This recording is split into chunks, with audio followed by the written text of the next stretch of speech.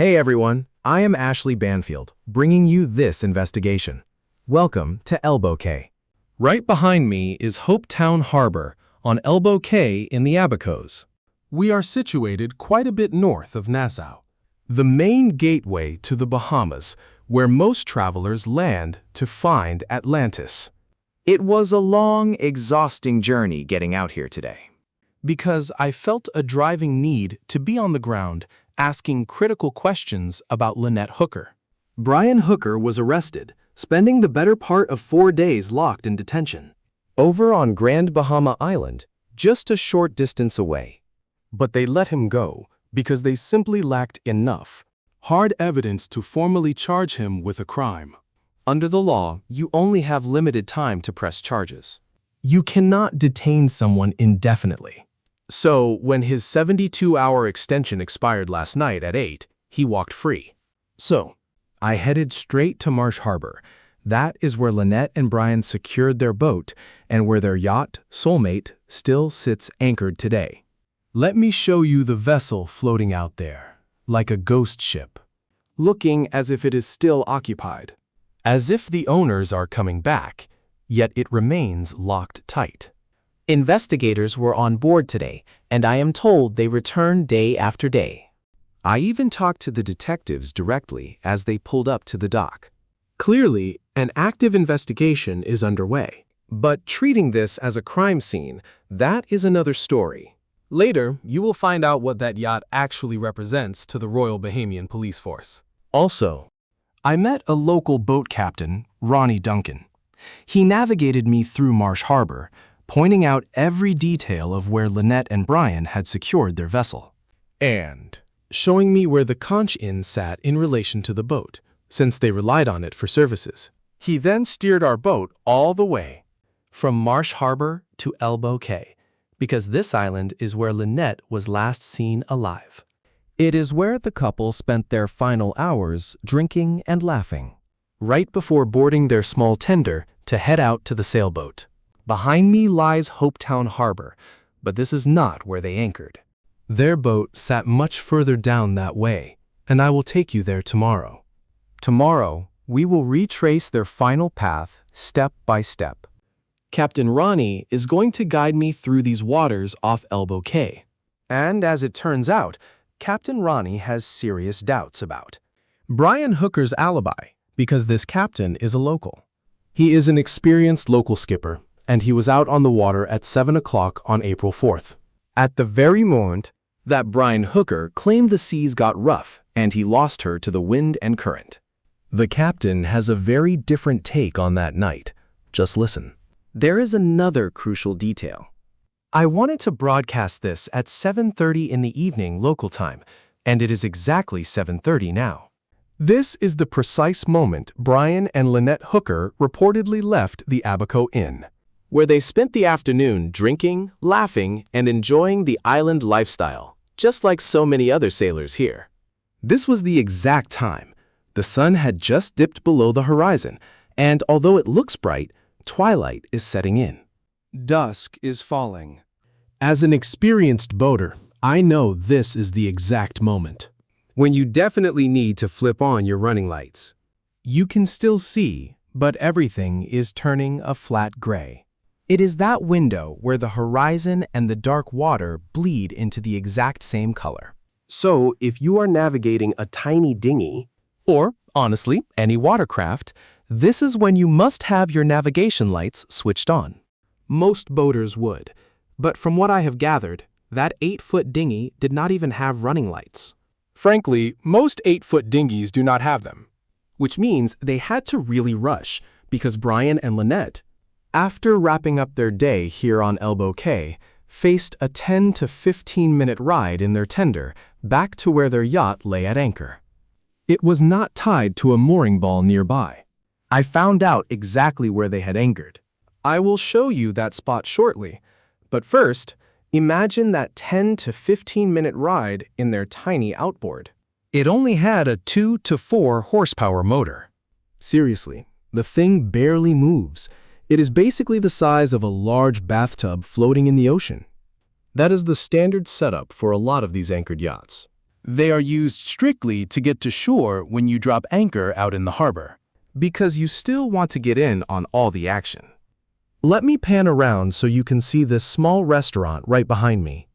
You might hear the chatter in the background, but just look at how peaceful and lovely this place is. People are inside enjoying their food, drinks, and having a great time. This spot is the Hopetown Inn and Marina, which is where I am staying. Honestly, the place is absolutely gorgeous and incredibly nice. No one is sponsoring this post either. I am sharing this simply because it is a spectacular spot. Anyway, I wanted to show you exactly what 7:30 p.m. at Elbow Cay looks like. This is the actual view. Complete darkness will not settle in for at least another half hour, probably even longer. So I am still trying to piece together what really happened. Brian claimed they only had a window of a few minutes. She suddenly vanished, and everything went pitch black. If they departed at 7:30 and traveled for 15 minutes, it would be 7:45. I will track the fading daylight myself and report back on how fast the darkness falls here. First, let me walk you through the journey to get here, because this island is incredibly remote.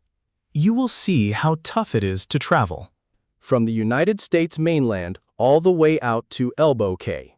Here is a look at my full travel day. I must tell you about Honeylove, because it is one of those rare products that actually delivers on what it promises. Standard sports bras are great for quick workouts right before you head home.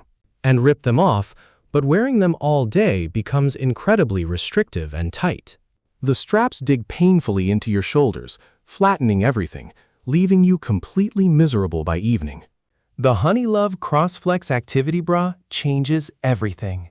It delivers the high support of activewear, yet is designed to be comfortable enough for all-day wear.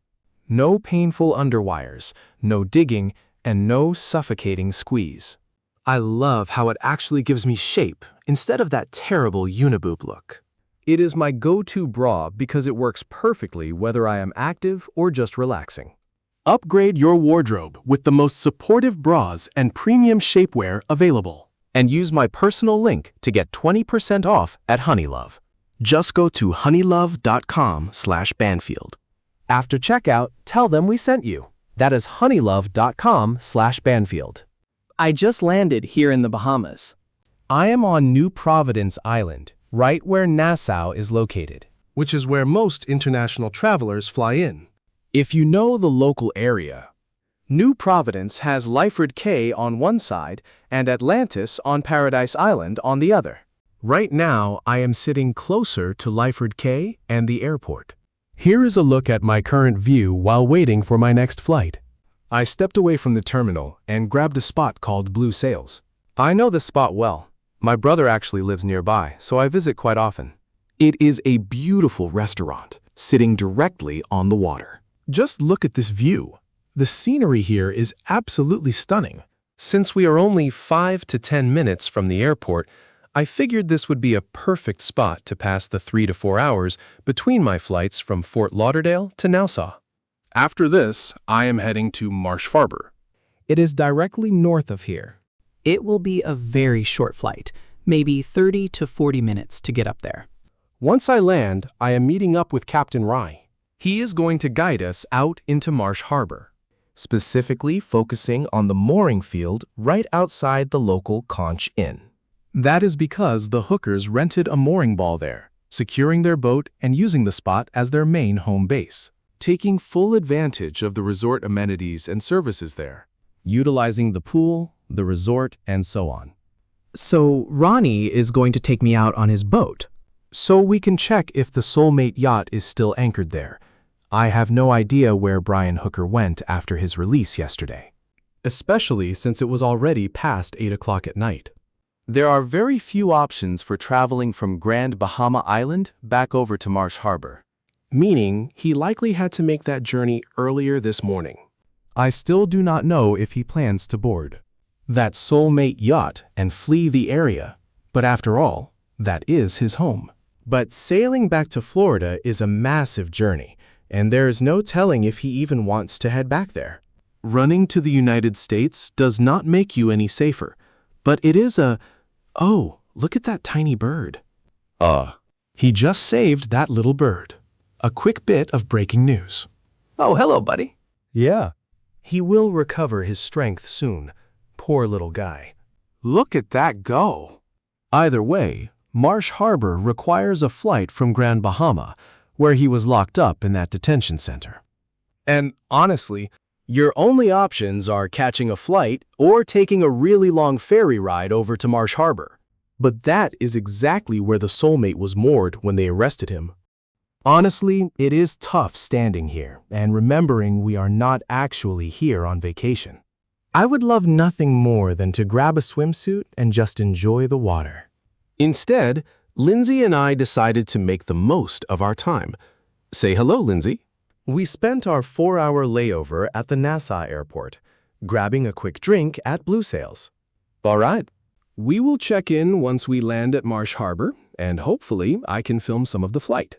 As we get underway, please remember that smoking is strictly prohibited for the duration of this flight.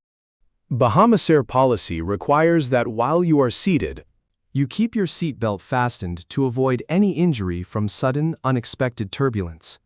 Once the captain switches off the fastened seatbelt sign, however, Complimentary water is available upon your request, simply by pressing your call button. Just sit back, relax, and enjoy this short flight with us. Thank you. This is one of those tiny island hopping planes that connect the Bahamas. Now we are leaving Nassau, flying directly north toward Marsh Harbor. We just touched down at the Leonard Thompson International Airport. Here we are. Marsh Harbor is incredibly small. Walking toward domestic arrivals now. That is the tiny aircraft we just flew in on. It has definitely seen some better days. Either way, Lindsay and I are making our way to the dock. We are meeting up with our captain, Ronnie. The guy is a real character. Honestly, he is incredibly cool. we are boarding his boat, and he is taking us out to the specific mooring near the Conch Inn, where the Hookers kept their boat. Here we go. We finally made it to Marsh Harbor. That right there is the Union Jack dock. There is Ronnie. Captain Ronnie is about to guide us out into the harbor. Honestly, I still do not know my way around this area. The wind is intense, so I am keeping my microphone close. I am still trying to figure out these waters. But he is taking us to the exact spot where the soulmate was moored, near the Conch Inn. Hey, Captain Ronnie, is it okay if I record this? We are heading out now. We want to locate the soulmate, which, from what I understand, should be floating somewhere in that direction. Are those the mooring balls over there? Did he secure the boat to one of them? Right, the vessel is moored, but it is actually closer to the Conch Inn Marina. So, the Conch Inn Marina lies right over in that direction. We are heading up that way now to see if we can locate the vessel. I understand. However, I did hear rumors that he is no longer here. Did he just pack up and vanish? It is not that he fled, but some sources claim he was actually still in Freeport. What about his boat? Exactly. I have no idea. We are going to find out. Let us investigate. Thank you. You are joining me to investigate this right now. Are we ready to roll, OJ? Perfect. Let us set sail. All right, thanks guys. Make yourselves comfortable in the back of the cockpit as we head up, and feel free to ask us anything at all. Perfect. Thank you so much. All right, look, I'm piecing this whole thing together as we go. Having Ronnie guide us is a massive help, since I know absolutely nothing about Marsh Harbor, and thanks to OJ too. Really appreciate the help. All right then. Once we get moving, I'll turn the mic back on. What's the name? It's a catch. Is it 46 feet? Yes, ma'am. And this is the actual sailboat. Yes, this is it. The soulmate. Now, word was she lay near the Conch Inn, but she's actually moored by the Marsh Harbor Marina. Either way, it's right here in Marsh Harbor. It's incredibly heartbreaking to see it up close like this. It represents a dream cut short. Two people who sold everything they owned just to live out on the sea. And now, look at it. Standing this close to it actually feels deeply unsettling. Wow, I don't see the tender anywhere. Do you? No, I don't. That's the small boat they'd use to ferry themselves from ship to shore. If I remember correctly, the last updates and some clues from social media reveal on TikTok that up until 11 o'clock this morning, he was still in Grand Bahama. You believe he was? Though his lawyer did head back to Nassau. That made me wonder if he might be returning right here to his home. This is his home. Let's circle around. This is it, the 45-foot catch. That's soulmate. Soulmate? Does it look completely locked up, or is there any sign he's been aboard? Yes, ma'am. At this point, it really doesn't look like anyone has been on board recently. But it is definitely secured and locked up tight right now. Yes, there is the specific rental mooring ball they tie the boat to. It's supposed to keep you safely anchored inside this harbor. Those are rated for 2,000 pounds, basically an entire ton.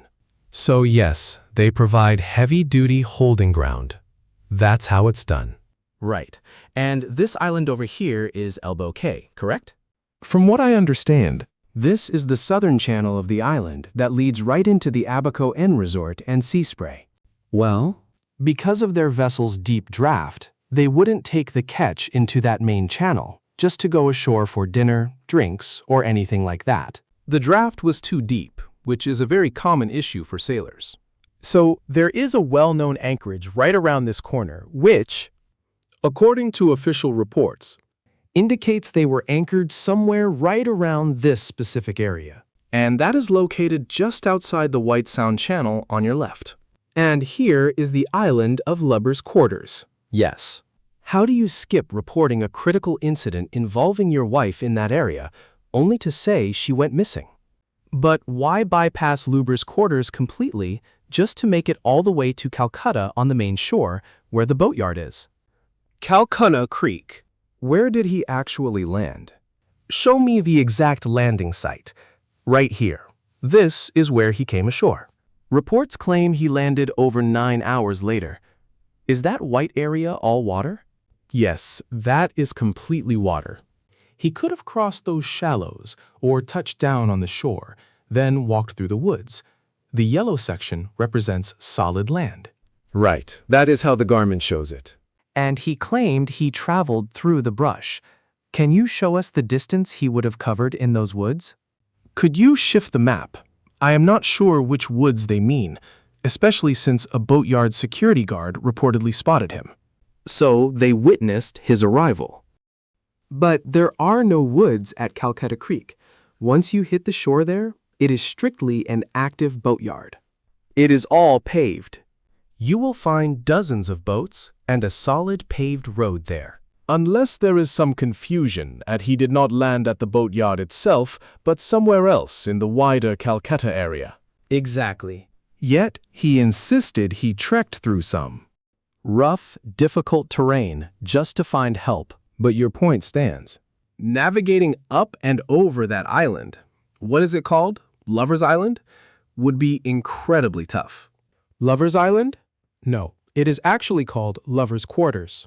Could the ocean currents sweep you up and around? No strong currents exist there. In fact, I was sailing those exact waters on that particular Saturday night, the 4th of April. And what time were you out on the water? How late? Meaning you were out at that identical time? Yes. Indeed. Let me ask you this then. Take us back to where they reportedly dropped anchor near Elbow Cay. Outside of the channel? How severe are the conditions once you clear the channel, especially in an 8-foot? Dinghy? Precisely. Hardly a 3-foot top. But he claimed the waves were a 2 to 3 foot chop, correct? No, he described rough, open ocean swell, but this area is actually the Sea of Abaco. The waters do not get that rough in this area. Unless there is a major storm, a nor'easter, or something severe.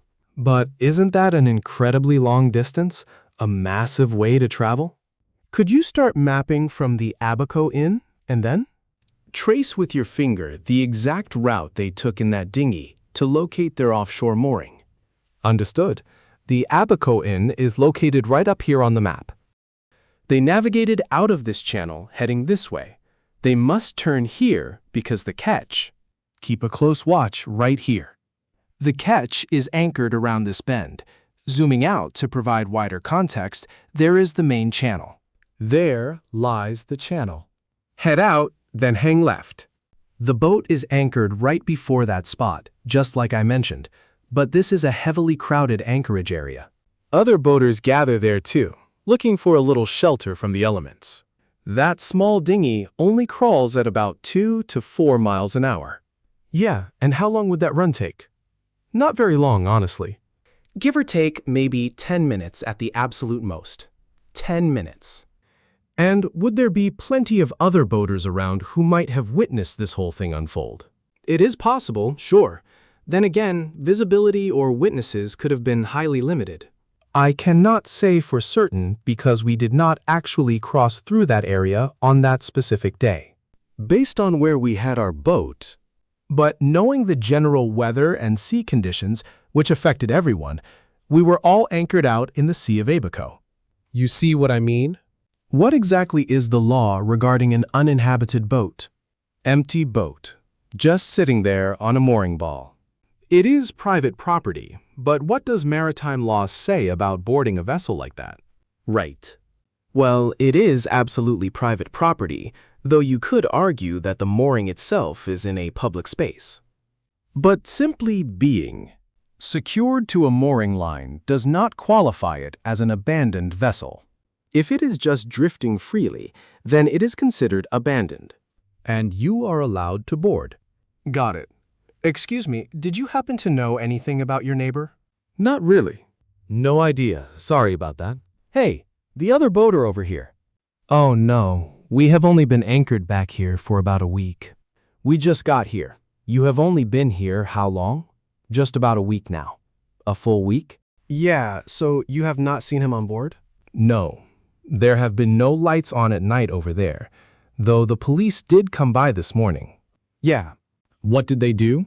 They searched the place and hung around for a while. They actually boarded? Yes. They did? Yeah. How many officers did you see? Not sure, maybe a handful, 5 or 6 of them. 5 or 6? Yeah. Did they carry anything away, like evidence boxes or anything? No. They obviously did not like us watching them. Well, it is tough to look away when it is sitting right out there on a mooring. What do you think actually happened out there? People are acting strange, and I am just hoping she turns up safe. Can you explain what the Defense Force is? Is that basically the Coast Guard for the Bahamas? Exactly. They secure our borders against human trafficking and smuggling.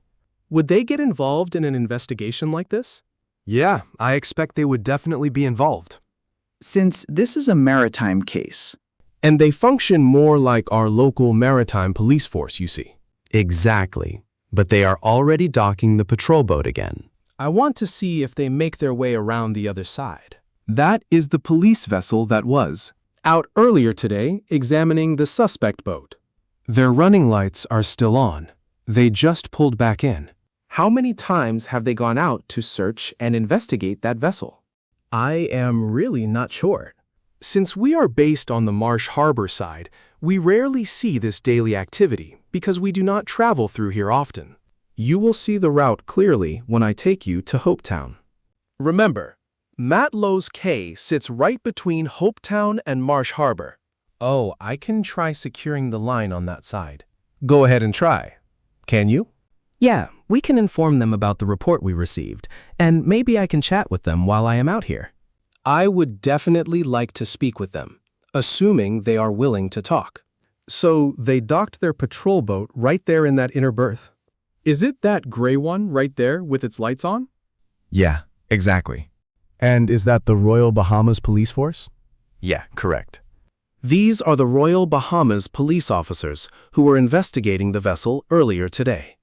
Investigating, and now they are docked right beside the local Bahamian Coast Guard vessels. Let me see if I can try talking to them, once he walks back over. Anything else to check? No. Sounds good. Are you all set? Yeah, Okay, so we are officially leaving Marsh Harbor behind us. And that is exactly where we were just now, showing you the boat Soulmate and the other vessels moored in there. Right now, we are making our way out of the Marsh Harbor. Protected mooring, and we are sailing across to Elbow Cay. So I am going to accelerate a little bit now. Okay, so we are leaving Marsh Harbor now, heading straight to Hopetown, where you will be staying. I will point out a couple of key landmarks as we get closer to the specific area. Okay, let us be clear. We just came around from back there at Safe Harbor, turning right. And here is where the evidence gets highly critical. If you look far up ahead there, we have to round that entire point before Elbow Cay comes into view. How many miles do you think he drifted? If his claim is true, that he had a broken oar and drifted aimlessly all night, how many miles could he actually have traveled? Well, judging by his official statement, his story is completely off, because he did not even land on this side. That is exactly what I will demonstrate for you once we pull into Hopetown. Marsh Harbor has two very different sides. Exactly. We are on the northern side. The southern part, the southeast section just around that bend, is where he actually landed. Right inside Calcutta Creek, like I pointed out earlier. That entire area is Marsh Harbor too. What kind of distance are we talking? From where the vessel drifted to that specific anchorage, you are looking at roughly 3.5 miles. Does it really make sense that floating ashore took 9 whole hours? Even with the wind. I actually swam that stretch in 2 hours. Seriously? I swim competitively. Exactly. We swam from Marsh Harbor straight to the Abaco Inn. You did that in 2 hours? 2 hours and 18 minutes. Yet he claims his dinghy drifted for nearly 9 hours, from 7:30 in the evening until 4 in the morning. Exactly. That is his story. With the wind and the ocean currents working together, yes. In conditions powerful enough to push him even slightly off course. But look at this closely. Check out the compass here. It is holding in the easterly quadrant. The wind patterns have been consistently blowing from the east all week, mainly in this eastern zone. So how does that affect their actual trajectory? Take a look right here. Near the Hopetown side, those winds stayed exactly like this. Now pay attention to the swell of the waves. They would push him. The sea itself would have propelled him forward. He would have moved faster, especially if he paddled with the breeze and water current aiding him. Since these conditions have been steady like this all week long. Would you classify this as rough water, Captain Miney? What is this, 1 to 2 feet? We are seeing maybe 1 to 2 right now. But he claimed the waves were 2 to 3 feet. Exactly. And it was actually like this. And we spent the entire afternoon investigating out on this open water. And the waves definitely were not that high. No way. I know what heavy swells look like. That detail worries me.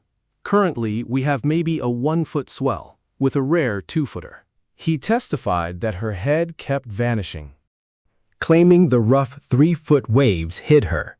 That makes no sense. He frames it like a struggle in the deep ocean. Is there any scenario where his story holds up? That reaching her was impossible. Or that the relentless wind and current dragged them apart? No, the water does not move that fast. If his account is true, wouldn't search and rescue teams have recovered her body around one of these shallow areas? Near Lubber's quarters or somewhere else? It definitely should have turned up quickly during a search. Consider the physics. Given the wind direction, her body naturally would have washed up on the shoals of Lubber's, along the immediate shoreline, or carried back toward the coast of Marsh Harbor, like we observed earlier. You see? Drifting over toward the western edge. Do you follow me? What about predator activity? That is always a possibility, but let's be realistic. The sea almost always leaves some kind of trace or evidence behind. Somebody. Probably a local.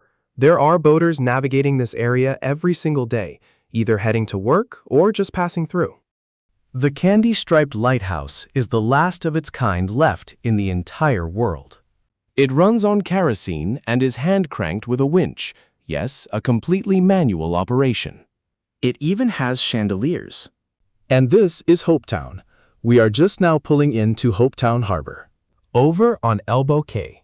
Yes, ma'am. Hopetown is the main settlement here, founded by British loyalists in the 1700s. A lot of people assume that this town is where most of the action, Originated, but it did not happen here. No, it was further south. Down that way. That is correct. We are at Elbow Cay, in the main settlement of Hopetown, but this is not where they spent the day drinking and relaxing. No. This is just an incredibly popular harbor for all of these visiting boats to anchor. What is truly fascinating is that it is now just 2 minutes past 7. And I want to point out that we are getting very close to sunset. So, if you have been drinking and socializing in town until 7, You should definitely start thinking about making your way back to Yacht. Many of these boat owners keep small tenders hitched to the stern. See that small rubber dinghy? It is quite similar to the one Brian and Lynette used, but the light fades fast out here, and night falls incredibly quickly. Again, it is now 7:03 p.m. The sun is slipping below the horizon, and most vessel owners would be planning their return to ship. A few might navigate after dark, but it is highly risky without proper navigation lights. But most of those tiny rubber dinghies rarely have any lights mounted on them at all, do they? Exactly, and depending on where you were anchored before heading out. In some situations, it is just a short trip around the bend. yeah, exactly. For Lynette and Brian, their boat was sitting right outside the channel and around the bend. Their tender ride was what, 15 minutes? More like 10, actually. 15 at the absolute most, but probably closer to 10.